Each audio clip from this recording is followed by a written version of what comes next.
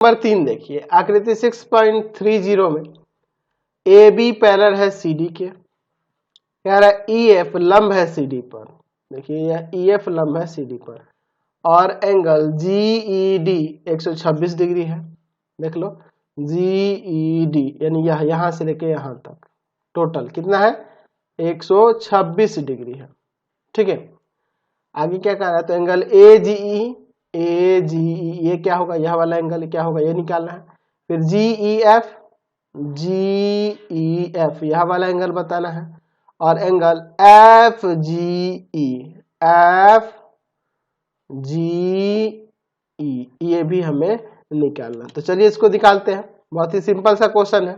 चलो देखते हैं, पहले लिख लेते हैं क्या दिया हुआ है।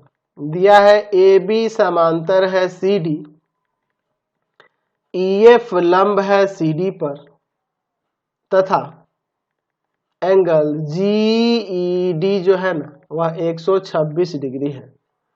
तो ज्ञात करना है, इतना सब कुछ आपको लिखना होगा, जैसे मैं बता रहा हूं ना वो सारा कुछ आपको करना होगा। Angle A G E, angle G E F और एंगल एफ जी ई ये निकालना है। चलिए अब इसका यहाँ पे हल देखते हैं। ठीक है, अगर मैं बात करूं एंगल ए जी ई की, इसकी, तो ये तो आपके इस कोण के बराबर होगा ना जी, एंगल जी ई डी के। कैसा होगा, एकांतर अंतः कोण से, एकांतर अंतः कोण से होगा ना जी। तो दोनों का मान क्या हो जाएगा 126 डिग्री। समझ गए ना, क्योंकि जीई डी 126 है तो ए जी ई भी आपका क्या हो जाएगा 126 हो जाएगा। चलिए आगे देखते हैं। फिर हमें जी ई एफ निकालना है, जी ई एफ ये निकालना है। तो देखो चूंकि हमारे पास यहाँ पे लंब दिया है कि ई एफ जो है ना लंब है सी डी पर, यह दिया है। अच्छा, जब ये लंब दिया है तो हम लोग लिख सकते हैं कि एंगल एफ ई डी बराबर में 90 डिग्री। देख लो ये ई एफ लंब है सी डी पर, तो यहाँ पर ये 90 डिग्री हो जाएगा ना, ये हो जाएगा। अब इन दोनों का योग 126 है और एक कोण 90 है तो दूसरा कोण नहीं निकल जाएगा।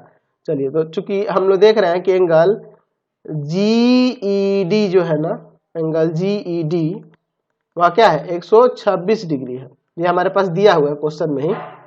ठीक है, अच्छा यह दो कोणों के मिलकर बना है, इससे और इससे, है ना। तो हम लिख सकते हैं यहां पर कि एंगल क्या है जी ई एफ, है ना, ये वाला जी ई एफ और प्लस में एंगल एफ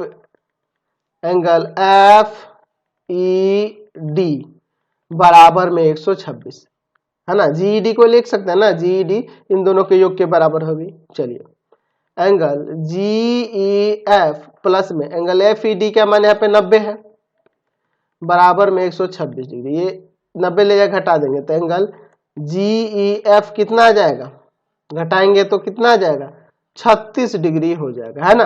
अब हमें एक और कोण निकालना है एफ जी ई ये वाला कोण। तो हम लोग इन दोनों का योग 180 दे सकते हैं, या हम लोग ऐसे भी लिख सकते हैं कि इसका और इस पूरे का योग 180 है।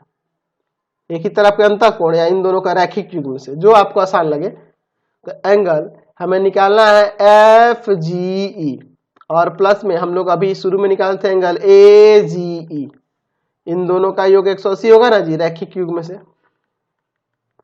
रैखिक युग्म से।